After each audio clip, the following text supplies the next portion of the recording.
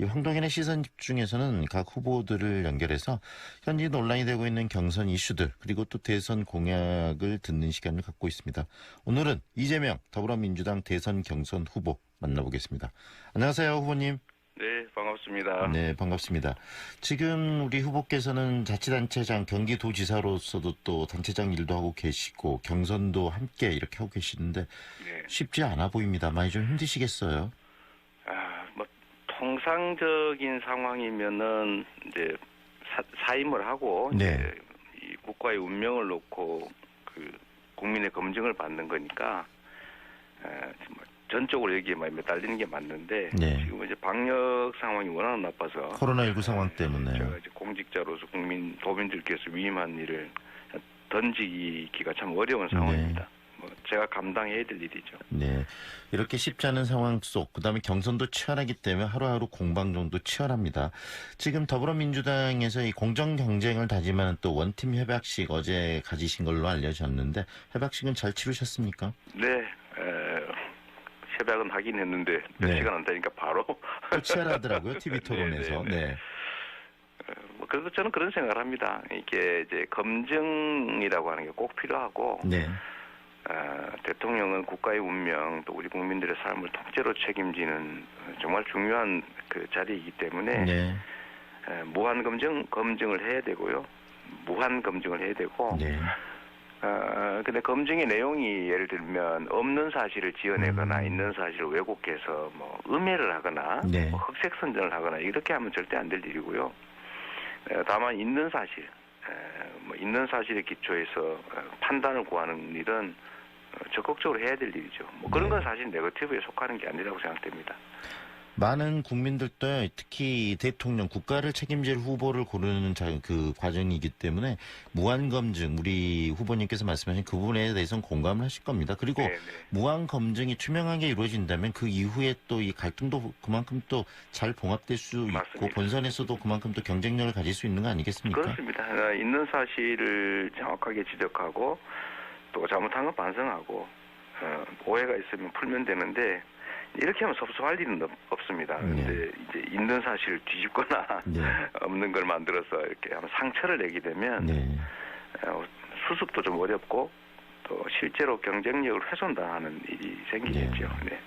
그런 점에서 특히 지금 경선 과정이 치열하고 그다음에 여론조사를 봤을 때 우리 후보님께서 지금 1위를 달리고 계시고 또 2위를 달리는 후보 간에 그만큼 이 여러 가지 치열함들이 있는 것 같습니다. 그 과정에서 최근에 이 백제 발언이 또 논란이 됐거든요. 네. 이 백제 발언 또 지역주의적 그 부분과 연결돼서 굉장히 논란이 확산됐는데 이 부분에 대해서 우리 지사님께서 직접 좀 정리 말씀을 좀 해주세요. 뭐 정확하게 말씀을 드리면 작년에 그 6월 7월 이럴 때 우리 이낙연 후보님이 전국적으로 매우 고른 지지를 받고 계실 때입니다. 네. 저는 경기도지사를 하고 있었고 지금도 그렇지만 제가 7월 20일에 그 방송에서 갑자기 그 김현정의 뉴스쇼에서 네. 그 갑자기 이제 저한테 질문을 던져가지고 이제 원래 예정되지 않은 질문이었는데 네. 이낙연 후보님에 대해서 말씀을 해달라고 이렇게 말씀하셔서 제가 그때 그 말씀을 드린 일이 있어요. 전국적으로 그런 지지를 받고 있다. 이거 지역주의를 깨고 전 이낙연 후보가 이길 절호의 기회다. 네. 우리가 지역기 때문에 얼마나 고생했냐. 정말 잘 되면 좋겠다. 꼭 이기시기 바란다. 이렇게 말씀을 드렸는데 네. 그 좋은 일이다 이렇게 말씀드렸더니 김현정 앵커께서 그럼 본인은 대통령이 안 나오십니까? 그래 아주 곤란한 질문을 받은 일도 있어요. 네네. 그건 제 진심이었고요. 우리 지지자들도 매우 의아하게 생각했던 부분인데 네. 7월 30일 날 오셨을 때도 똑같이 저는 재선을 할 생각이 사실은 많이 있었고 전 나이도 젊고 네. 그러니까 우리 후보님께서 그때 당대표 후보였는데 네. 꼭 이기시라. 정말 잘 되면 좋겠다. 이런 말씀을 드렸었거든요. 네. 근데 그 얘기를 했는데 이거를 지역 감정 조장이다라고 이제 저한테 갑자기 공격을 시작한 거죠. 네. 근데 오늘 아침인가 어제 보니까 저한테 그런 얘기 들은 일이 없다 이렇게 주장을 하신다고 해요. 네. 그래서 더 이상 제가 그러면 우리가 일주일 동안 어제 우리가 이 공격이 늑대냐, 네. 치와와냐, 네. 막 일주일 동안 싸우다가 갑자기 우리가 언제 뭘 봤다는 말이냐 이러는 양상이라 네. 제가 정말 답답하고요. 네. 그러니까 예를 들면 이런 거죠. 그 도서관에서 정숙하라고 소리 지르는 거 비슷합니다. 네. 네. 좀 이런 거는 정말로 네거티브에 속하는 거죠. 네. 좀 이런 건 안 했으면 좋겠습니다. 이 지역주의 문제는 정말 김대중 정부 이후 그 많은 또이 그럼요. 분들이 노무현 대통령께서도 그렇죠. 이걸 얼마나 깨기 위해서 고생했습니까? 고생해서 지금 그런 분들을 극복해 왔는데 네. 정말 있어서는 안 되는 부분 아니겠습니까? 네. 개혁주의를 우리가 반드시 깨자. 네. 후보께서 이기시는 게 그걸 깨는 길이다. 네. 이 선의의 발언을 가지고 제가 지역주의를 조장했다. 이런 식의 네. 이거 제가 이런 걸 뭐라고 해야 될지 네. 이런 얘기 하면 정말 이거 황당할 정도로 답답해서 네. 그러긴 한데 좀 이러지 않았으면 좋겠어요. 네. 이 백제 발언 부분에 대해서는 우리 그 후보님의 입장을 이 정도로 듣기로 하고요. 어제 그 첫 토론이 있었는데 방금 말씀하신 것처럼 토론 자체도 굉장히 치열했습니다. 우리 후보님 어제 토론에서 충분히 말씀을 좀 꺼냈다고 보시나 하시고 싶은 말씀들? 저로서는 아침에 협약도 했고 제가 이제 그래도 명색이 1위 후보인데 네. 본선을 걱정 안 할 수가 없지 않습니까? 네. 누구나 그러시겠지만 그래서 가급적이면 서로 이렇게 상처를 주는 네거티브 하지 말자는 건 100% 동의하고요. 네. 근데 아침에 서명하고 난 다음에 바로 서른 의원께서 네거티브 시작하셨고 네. 또 그 토론에서도 역시 똑같은 공격이 반복돼서 네. 제가 최소한 제 방어에 필요한 범위 내에서는 네. 반론을 한다. 그 말씀을 드렸고요. 그래서 저보고 자꾸 그 합의 얘기 있지 않습니까? 네네. 말을 좀 바꾸신다는 이야기를 하시는데. 네. 법사위에서는 합의한 거는 지키지 마라 제고해달라 그러면서 여야 합의는 왜 지키라고 하느냐. 서로 상황이 다르잖아요. 네. 합의는 모두 국민을 기준으로 해야 됩니다. 국민에게 유익한 180석을 부여하면서 네. 개혁해라라고 하는 국민의 요구에 반하는 합의라면 이건 제공해야 되겠죠. 네. 국민의 뜻과 이익이 부합하는 전 국민 지원이냐 선별이냐. 전 국민 지원을 대체적으로 원하니까 네. 전 국민 지원을 해라. 재난지원금 라고 하는 말씀하신 것은 거죠? 네. 맞는 거죠. 그래서 이런 거를 말장난처럼 이렇게 전혀 관계 없는 걸 관계 있는 것처럼 묶어서 저를 말 바꾸는 사람 만들어서 네. 제가 이낙연 후보님의 이런 말을 바꾸는 테크닉의 문제가 아니고 네. 본질의 문제를 제기한 겁니다. 언제는 사면을 하라고 그랬다가 언제는 하지 말라고 했다가 또 언제는 또 하라고 그랬다가 왔다 네. 갔다 할 뿐만 아니라 네. 제가 탄핵 얘기도 한 말씀만 드리면 네. 저는 탄핵에 찬성했냐 반했느냐 과거를 찾아보자는 게 아닙니다. 네. 똑같은 상황에서 이중 플레이를 하는 게 문제죠. 또 상황에 따라서 말을 바꾸는 게 진짜 문제 아닙니까? 언제는 찬성해서 막 탄핵을 밀어붙이는 행동까지 하다가 네. 갑자기 또 아니라고 했다가 뭐 평생 죽을 때까지 말 안 한다고 했다가 네. 또 필요하면 또 말을 하고 이런 것들이 오히려 문제죠. 근데 이런 지적들을 본인을 먼저 좀 돌아보시라 이 말씀을 한번 드리고 싶었고요. 네. 좀 이런 공방은 안 했으면 좋겠다는 겁니다. 네. 가능하면 정치인은 국민의 삶을 통째로 책임지고 있고 네네. 굳이 예를 들면 이제 주주들이 CEO 최고 경영자 경력직을 뽑는 것 비슷하잖아요. 네. 능력이 있어야 돈을 벌지 않습니까? 네네. 다른 회사 CEO 경영자 하면서 과연 돈을 벌었나? 다른 회사에서는 주주들한테 약속한 거 지켰냐? 실력이 있냐?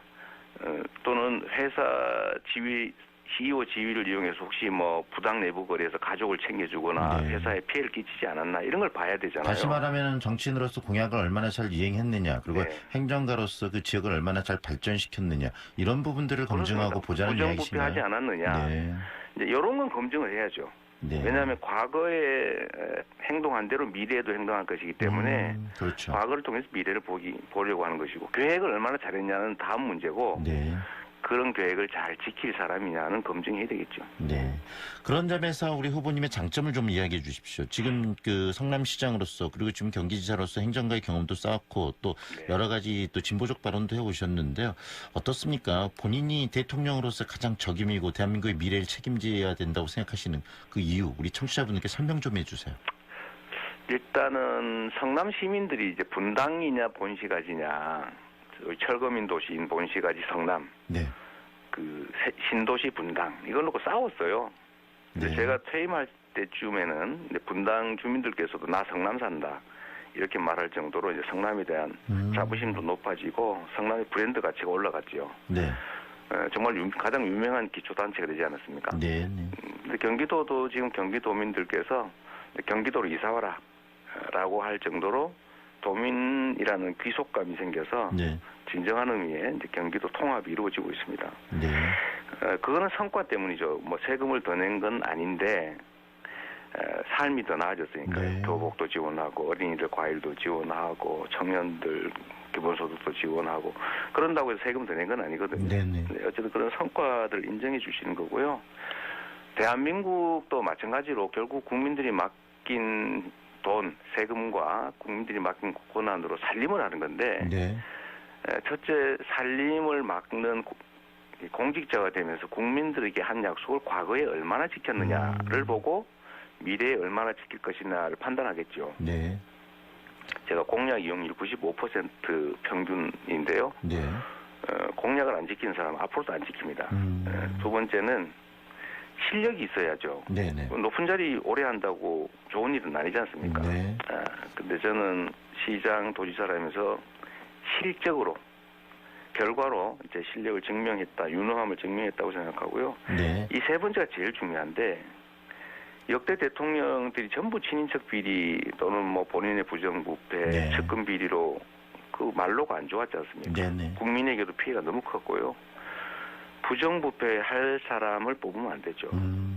그러니까 청렴하게 공직 생활을 한 사람이 앞으로도 청렴하게 할 거기 네. 때문에 이 청렴성을 갖춰야 된다. 이 세 가지가 중요하다고 보는데요.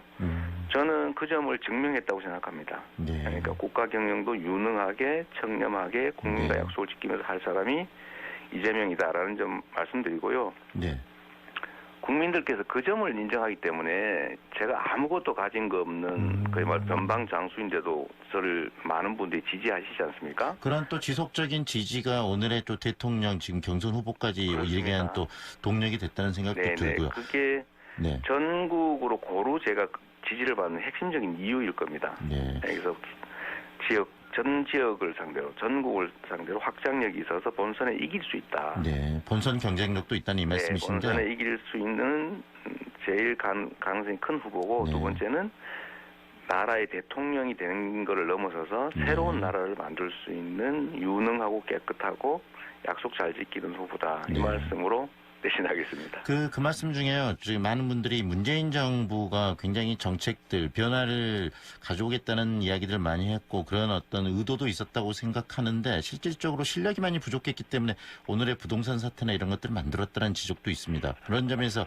우리 지금 후보께서 실력이 중요하다는 말씀을 해주셨는데 이 부동산 문제, 이 청년의 미래를 위해서도 꼭 풀어야 될 부분이거든요. 우리 네. 후보께서 갖고 있는 해법들 좀 소개해 주시겠습니까? 네, 이런 질문에 답을 잘못하면 그 문재인 정부 비난하는 거냐 이럴 가능성이 있어서 정말 네. 조심스러운데요.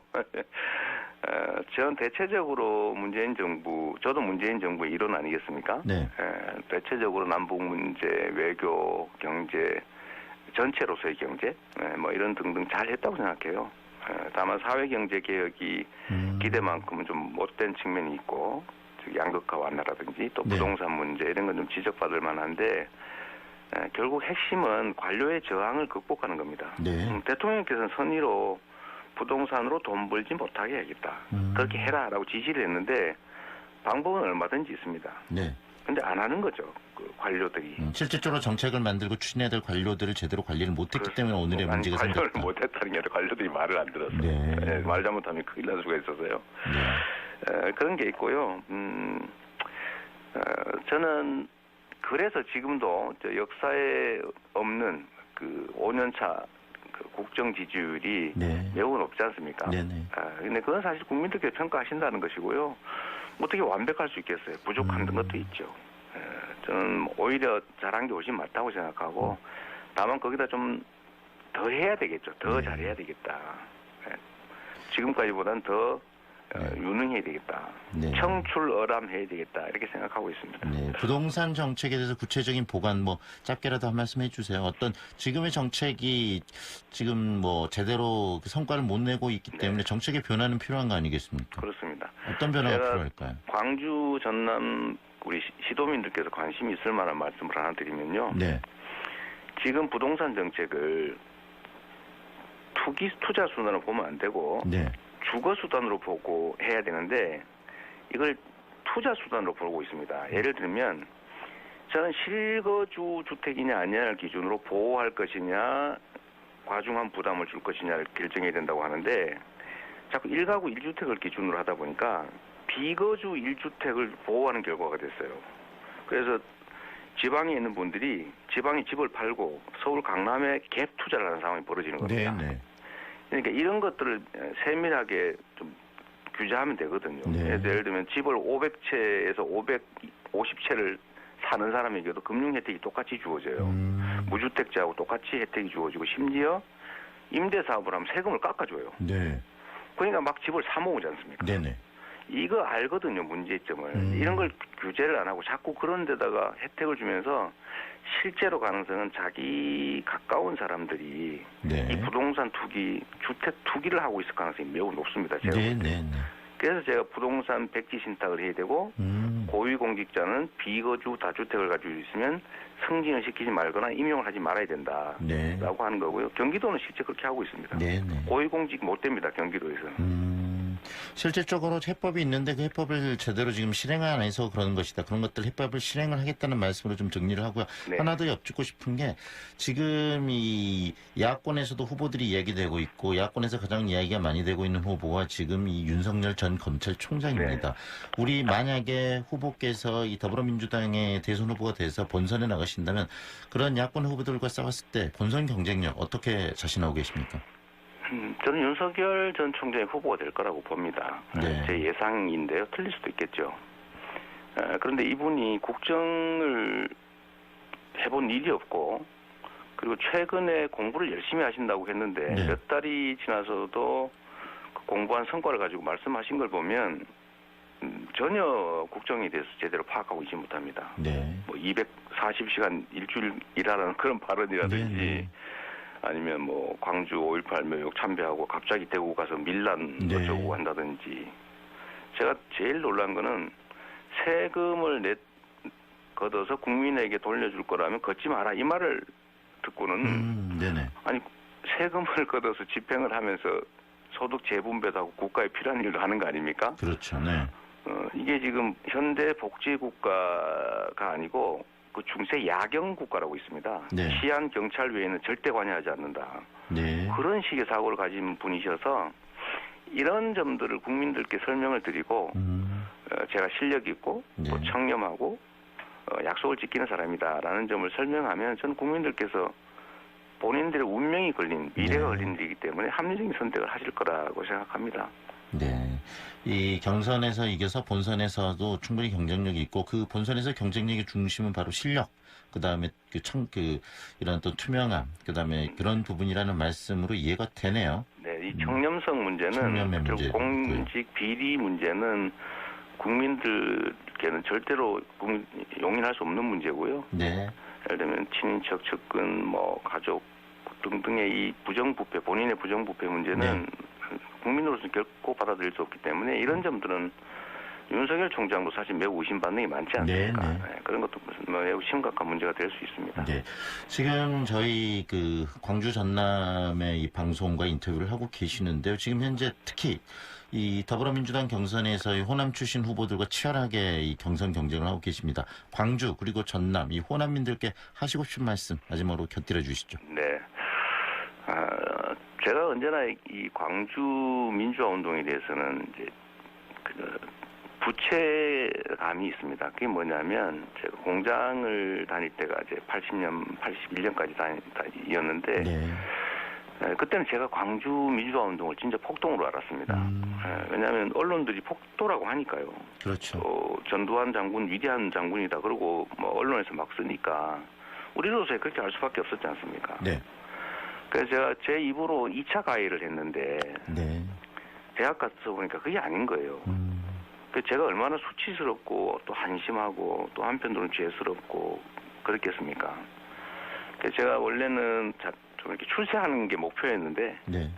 제가 이 광주 5.18 민주화 운동의 실상을 보고 난 다음에 제 삶을 통째로 바꿨습니다. 이 공익적인 삶을 살기로. 그래서 제가 광주는 저에게 사회적으로 다시 태어나게 하는 어머니다, 사회적 어머니라고 제가 아주 오래전부터 말씀드리고 있는데요. 네. 동학혁명을 비롯한 그 광주 5.18 정신, 이 핵은, 이 광주 정신의 핵은 개혁 정신 아닙니까? 네. 저는 그 개혁 정신을 삶 속에서 실천하기 위해서 노력하고 있고요. 네. 정말로 제가 기가 막힐 정도로 네, 억울한 네. 부분은 저를 지역주의자로 몰아온 거예요. 네. 저도 나름 지역주의를 극복하기 위한 그 열망으로 네네네. 저 자신의 모든 것을 예를 들면 이번 네. 경선, 대선 경선도 포기할 생각까지 했는데 네. 그 점들 의심하고 심지어 공격하는 것이 참 가슴 아픕니다. 네. 그 광주의 정신을 이렇게 계속 정치를 하시는 과정에서 끝까지 가지고 계셨다는 말씀으로 일단 이해를 하면 되겠네요, 네, 후보님. 네네.